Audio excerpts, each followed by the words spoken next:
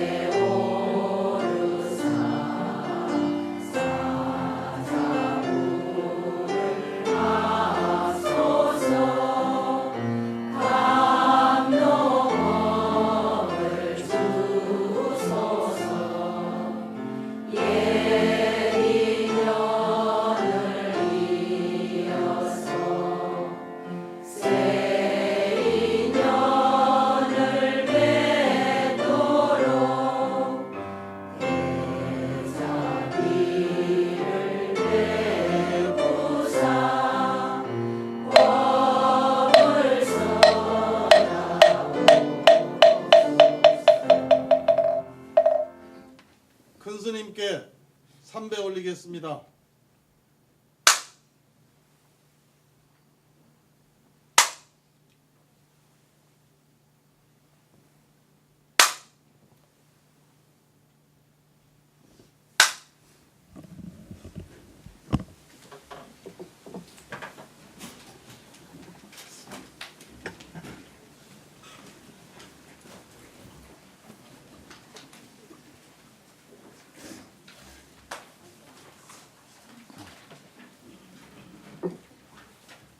입점.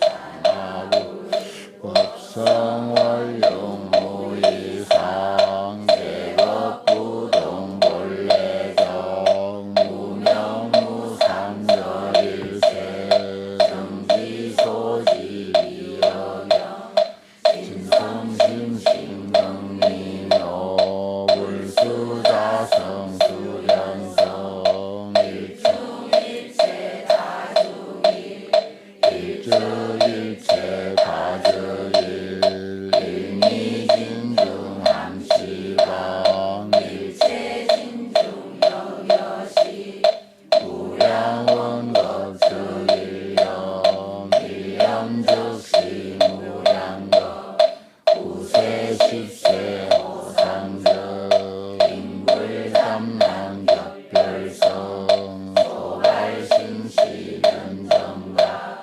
생사열반 상공하 이상영연 무분별 십불고현대인경 명인해인 삼매중 번출여의 무사히 구보익생만허공 중생수기별리 시고행자 한본대 파식망상 필부력 무연선교 사여이 기가수문득차량 이나라니 무진도 장엄법계 실고전 군자실제 중도상 우레부동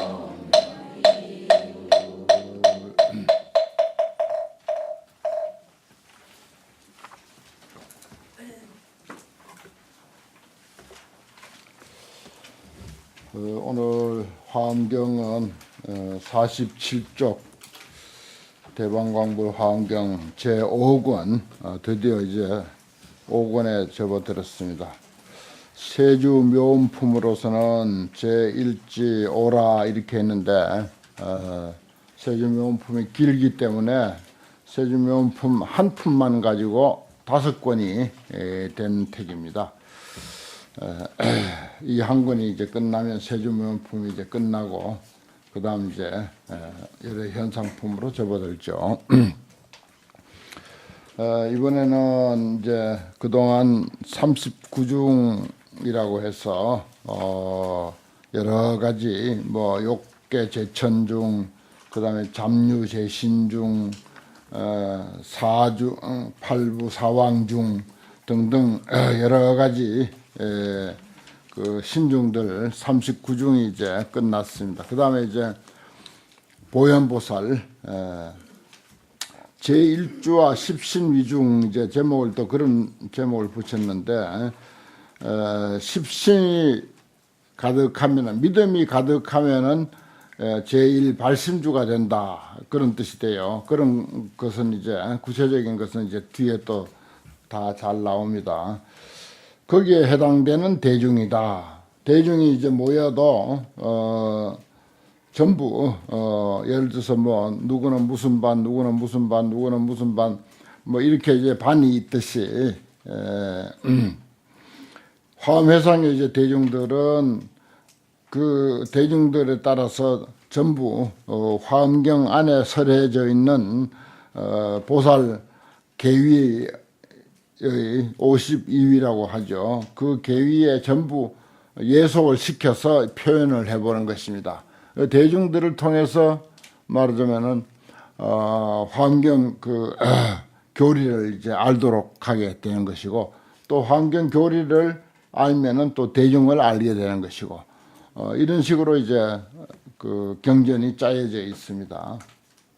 그런 뜻에서 이제 이런 표현을 해놓은 거죠. 보현보살이라, 보현보살의 득법이라 그랬어요. 불교에는 부처님을 대신한다든지 아니면 불교를 대신한다든지, 그 다음에 불교의 관점에서 보는 우주 만유 법계의 모든 보이는 일이나 보이지 않는 일이나 이것을 이제 사람으로 표현할 때 두 보살의 이름으로 표현합니다. 하나는 문수보살이고 하나는 보현보살이에요. 보현보살은 밖으로 드러난 현상을 상징하는 보살입니다. 우리도 예를 들어서 마음 하면은 문수보살이 되고 또 마음의 작용하면은 보현보살이 돼요. 그럼 마음하고 육신하고 나눠놨을 때는 어떤가 하면은 마음은 당연히 문수보살이 되고 육신은 보현보살이 되고 그렇습니다. 그런데 마음의 표현은 육신으로 하는 거예요. 그 보현보살을 통해서 문수보살의 정신이 표현되기도 하고 그렇습니다. 전부 그래 돼 있어요.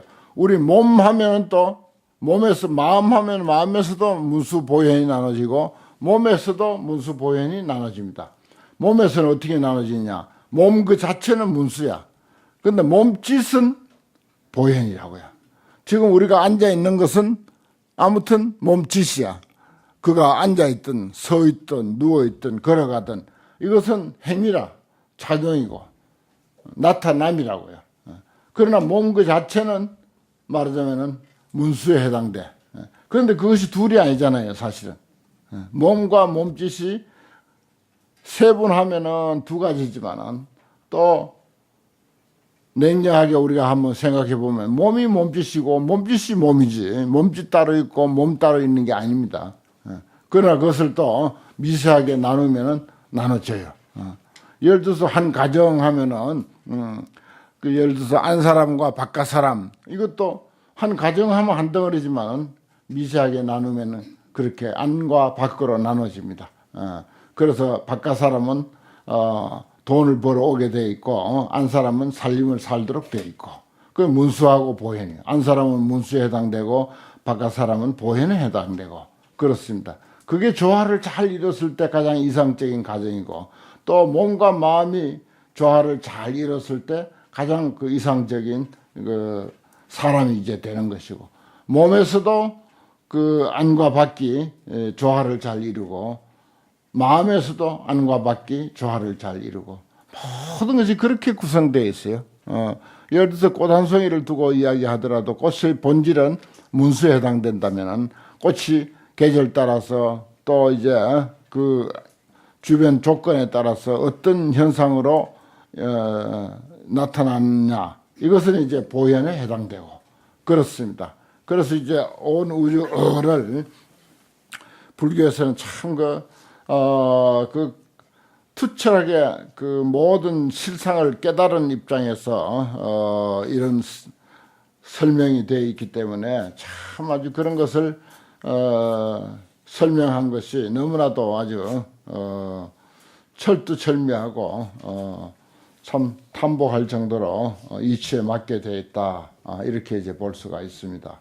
그래서 문수보현은 늘 함께 하는 것이고 함께 함으로 해서 불교가 거기서 이제 표현이 되고 부처님이 표현이 되고 그렇게 이제 되는 것입니다. 그래서 이제 지혜의 상징으로 문수보살 그 지혜를 실천에 옮기는 데는 보현보살 그 보현행원 그러잖아요. 이렇게 이제 짜여져 있습니다. 그런 참 교리의 짜임은 이 세상 어떤 학문, 어떤 종교, 어떤 철학에서도 볼 수 없는 그런 아주 그 조직이 너무나도 치밀하게 잘 되어 있다 이렇게 볼 수가 있습니다. 문수보살의 득법이라 법을 얻은 내용을 이야기합니다. 보현보살의 득법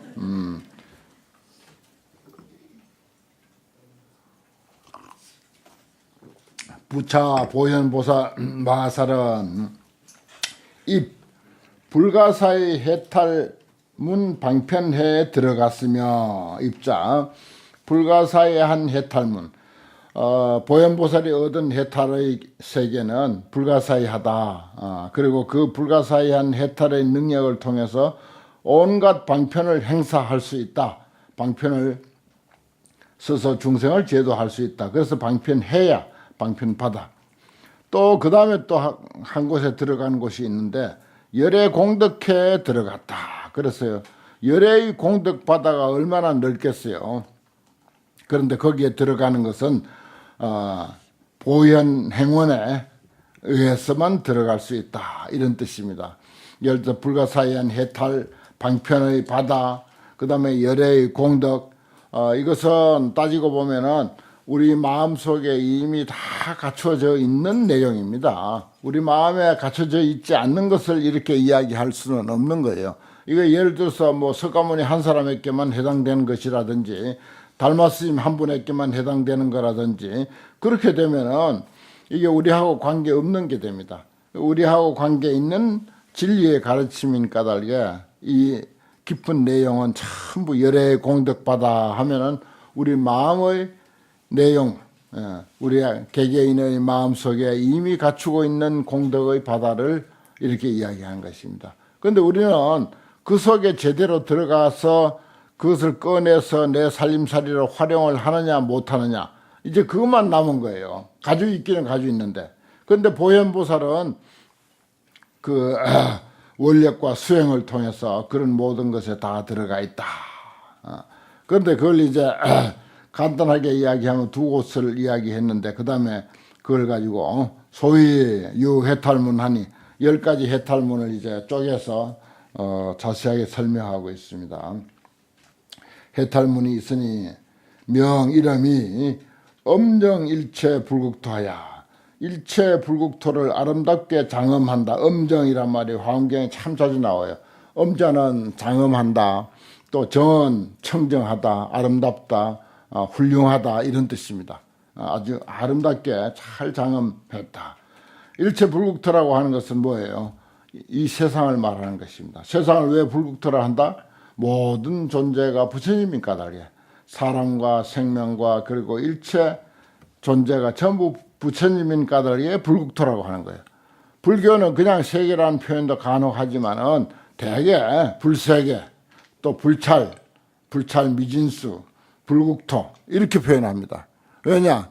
근본적으로 화엄 사상은 일체 사람과 일체 존재, 일체 생명이 전부 본질적으로 부처님이다라고 하는 그런 관점에서 보기 때문에 금강경만 하더라도 그냥 세계, 무슨 삼천대천세계 이렇게 했지 그걸 불세계 또는 불찰 이런 표현 안 했어요. 불국토 이런 말은 잘 안 합니다. 그 차원이 이제 다르다는 거죠. 그래서 일체 불국토를 아름답게 장엄해서 그 다음에 조복 중생하야 중생들을 조복해서 잘 다스린다 이 뜻이죠. 영 구경 출리 구경의 끝까지 벗어나게 한다. 중생들을 잘 다스려서 끝까지 해탈하게 한다. 모든 장애로부터 모든 번뇌로부터 또 모든 고통으로부터 벗어나게 한다. 출리 벗어나게 한다. 끝까지 벗어나게 한다. 그게 이제 보현보살이 얻은 해탈문 중에 첫째고 그 다음에 유해탈문하니 또 해탈문이 있으니 이름이 뭐다? 보혜 일체 열애소하야 일체 열애의 처소에 널리 나가서 수구욕 공덕경계를 갖추어서 닦아서 구족하게 한다 그 말입니다. 그러니까 일체 열애의 처소 이것도 우리 보통 상식으로 생각할 때는 뭐 어디 부처님이 계시고 그 부처님이 계시는 그 장소에 나아가서 부처님께 예배하고 공양하고 뭐 찬탄하고 요렇게 이제 아주 좁은 그 안목으로 그렇게 이제 보는 방법도 있겠지만은 화엄경의 안목으로라면은 앞에서 설명했듯이 일체 불국토를 설명한 것 똑같이 모든 사람 모든 생명 모든 존재가 있는 곳을 일체 열애 처소 이렇게 말하는 거예요. 우리가 만나는 곳마다 가는 곳마다 닿는 곳마다 이르는 곳마다 그 전부가 일체 열애의 처소라. 거기서 공덕 경계를 닦아서 구족시킨다. 닦아서 구족한다. 그렇죠. 공덕을 닦으려면 뭐 마음만 우리가 공덕 닦을 마음만 열면은 첫째 그저 공덕 닦는 일뿐입니다. 첫째 그저 공덕 닦을 일이죠. 공덕 경계 이 한 구절만 하더라도 우리가 어떻게 살아야 되고 부처님은 어떻게 사는 길을 참 지혜롭고 자비롭게 사는 길이다 하는 것을 가르쳐 주는 게 되죠. 또 유해탈문하니 세 번째 해탈문 명 알립일체 보살지 제대원해 그랬어요. 그 이름이 뭔가 하니 일체 보살지를 알립해서 펼쳐서 이런 말입니다. 알립해서 제대원해 모든 큰 그 원을 일체 보살 지위의 모든 큰 원을 펼치는 것이며 알립하는 것이며 이 뜻입니다. 알립의 뜻은 그 짐작이 가는데 우리말로 바꾸기가 참 정확하게 그 표현이 안 됐는데 내가 근래서 이제 개발한 것이 펼친다. 이렇게 우리가 그 예를 들어서 각자가 각자의 자리에서 그렇게 존재하고 있는 모습 그걸 알립이라 그래요. 그러니까 큰 원의 바다를 알립 펼치며 또 그 다음에 네 번째 유해탈문하니 이름이 보현법계 미진수 무량신하며 법계 미진수 무량신 법계의 먼지 작은 먼지 숫자와 같은 한량없는 몸을 보현 널리 나타내며 그 보현 행운의 그 본질을 이렇게 표현합니다. 꽃이 피고 새가 울고 하는 게 전부 보현보살의 행운이에요. 보현보살의 실천입니다. 크게 보면 그래요. 바람이 불고 낙엽이 날리고 단풍이 들고 하는 것도 이 또한 보현보살의 실천, 보현보살의 어떤 행위다. 이렇게까지 우리가 딱 납득이 되고 거기에 눈이